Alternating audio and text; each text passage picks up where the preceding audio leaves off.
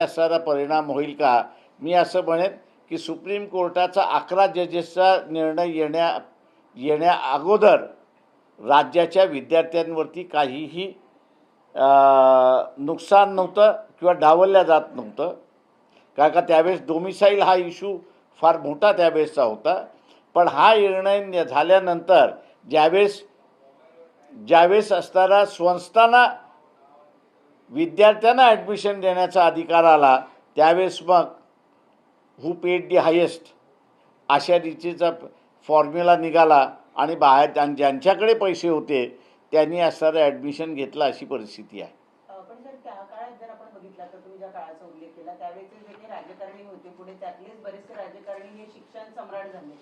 आताची जी परिस्थिती आहे खाजगी कॉलेज आणि सरकारी कॉलेज जी अगदीच खूपच कमी प्रमाणात आहे, हा जो आता काय म्हणतात असमतोल निर्माण झालेला आहे, या असमतोलाला तुम्ही ज्या पद्धतीने म्हणताय की डिसेंट्रलाइज केलं पाहिजे, कशा पद्धतीनं ते डिसेंट्रलाइज करून त्याचा फायदा विद्यार्थ्यांपर्यंत पोहोचवता येईल? प्रश्न असा आहे त्याच्यामध्ये की मी मगाशी असताना म्हणालो की किती निधी किंवा फायनान्स हा देशाच्या बाहेर जातो आहे. तो असणारा लगभग माझ्या माहितीप्रमाणे असणारा $2 बिलियन अमेरिकन डॉलर्स एवढा निधी जातो आहे. म्हणजे असणारा सर्वसाधारणपणे ज्याला आपल्याला म्हणता येईल की 20,000 कोटी हा शिक्षणाच्या निमित्ताने बाहेर चालले आहे. उद्या डिसेंट्रलाइज झालं आणि पुन्हा शिक्षण हा राज्याचा विषय आला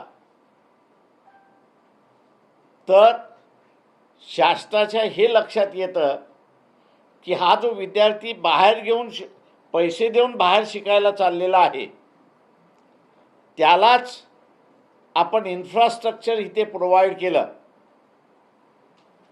तर तो इथे शिक्षण घेण्यामध्ये इंटरेस्ट राहील आणि तो शिक्षण घेण्यामध्ये इंटरेस्ट असल्यामुळे फॉरेन एक्सचेंजवरती आज जो बोजा होते तो होणार नाही.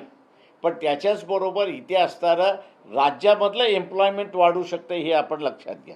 टीचर्सचं एम्प्लॉयमेंट वाढतं, नॉन टीचिंग स्टाफचं एम्प्लॉयमेंट त्या ठिकाणी वाढतं आणि त्याच्याचबरोबर लागणारा स्टाफ जो आहे त्याचं असणारं एम्प्लॉयमेंट ह्या ठिकाणी वाढतं.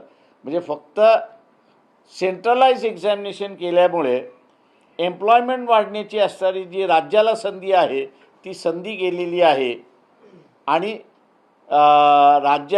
केंद्र ती संधी करत नसल्यामुळे आज देशाच्या फायनान्शियल बर्डनवरती सुद्धा मोठा बोजा पडतो आहे अशी परिस्थिती आहे.